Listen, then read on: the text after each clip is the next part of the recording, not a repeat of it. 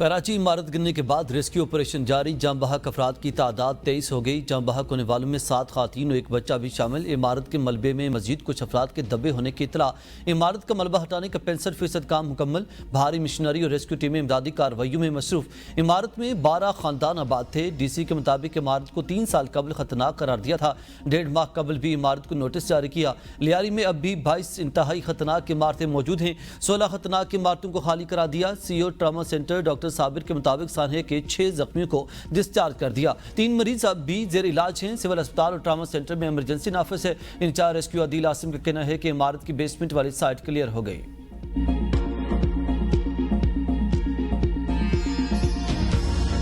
और मेरे देवर के बच्चे 5 बच्चे अंदर दबा हुआ है। 2 बहू है, 2 बेटे, एक देवरानी है। एक बेटा निकला 16 साल का फोत हो गया। बच्ची निकल गई कल और माँ बाप अंदर फंसे पड़े। कल से निकले नहीं। कल से हम लोग राह देखते, अब भी निकलेंगे। हम लोग रात से यहाँ पर है।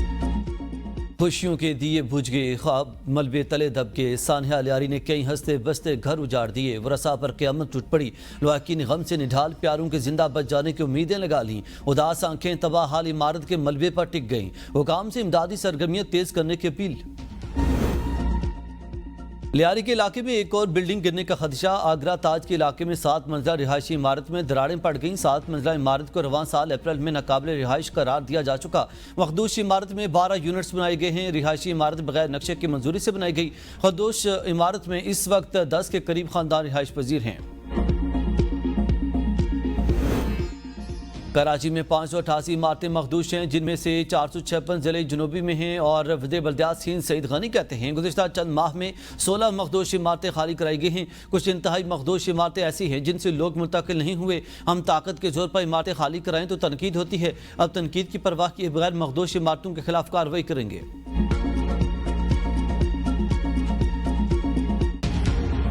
किसी की विश लिस्ट हो सकती है, हमें किसी के पास जाने की जरूरत नहीं है। पीपल्स पार्टी ने कोई ऐसी ख्वाहिश का इजहार नहीं किया। वो हमारे अलाइज हैं।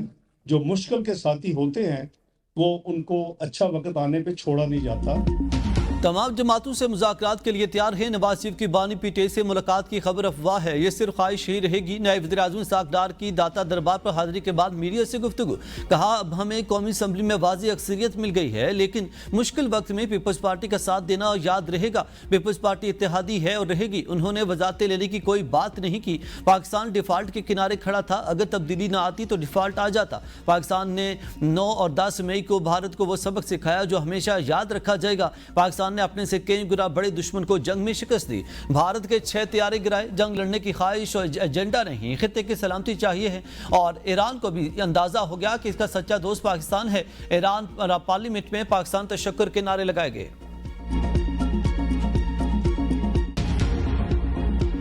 मीडिया की खबरों में बिल्कुल ना जाएं। पॉलिटिशियंस, गवर्नमेंट और हमारी जो मिलिट्री एस्टेब्लिशमेंट है वो सारी इकट्ठी है। पॉलिटिकल बातों से परहेज किया जाए।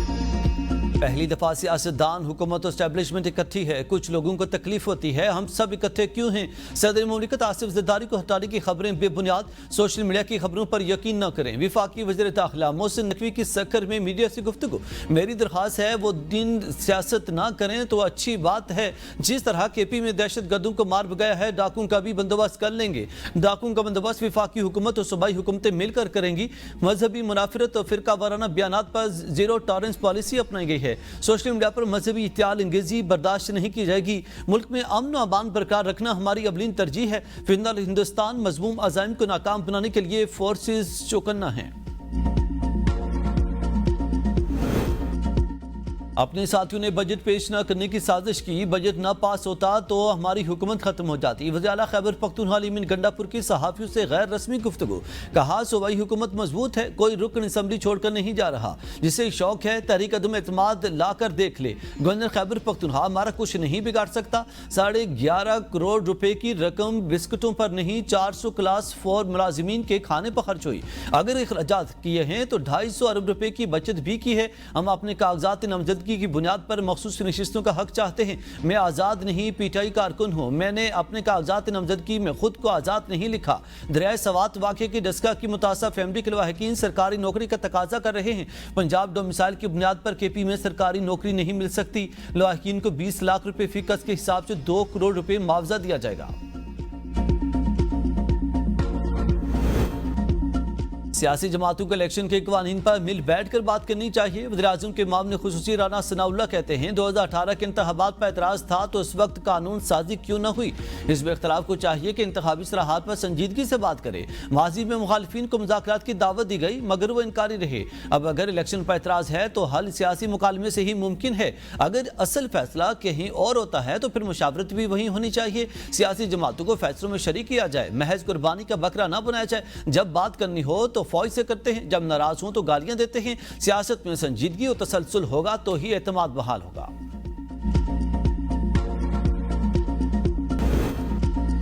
पीटीआई 13 बरस से सूबे में बरसर इक़्तिदार है। सयाहों को बचाने के लिए एयर एम्बुलेंस मौजूद नहीं थी। वो शंदूर में वज़रा की फैमिली के लिए इस्तेमाल हुई। गवर्नर खैबर पख्तूनख्वा फैसल करीम कुंडी कहते हैं ये इतने नालायक हैं तो एयरफोर्स या नेवी से मदद ले लेते। हुकूमत कह रही है कि तजावज़ात के खिलाफ ऑपरेशन किया गया। जिसने तजावज़ात की इजाज़त दी पहले इसके खिलाफ कार्रवाई होनी चाहिए। अफगानिस्तान से मुसलसल बदअमनी और मुदाखलत होती रहती है। पीटीआई में ग्रुप बंदी का शिकार माजी की तरह एहतजाज की यह कॉल भी नाकाम होगी।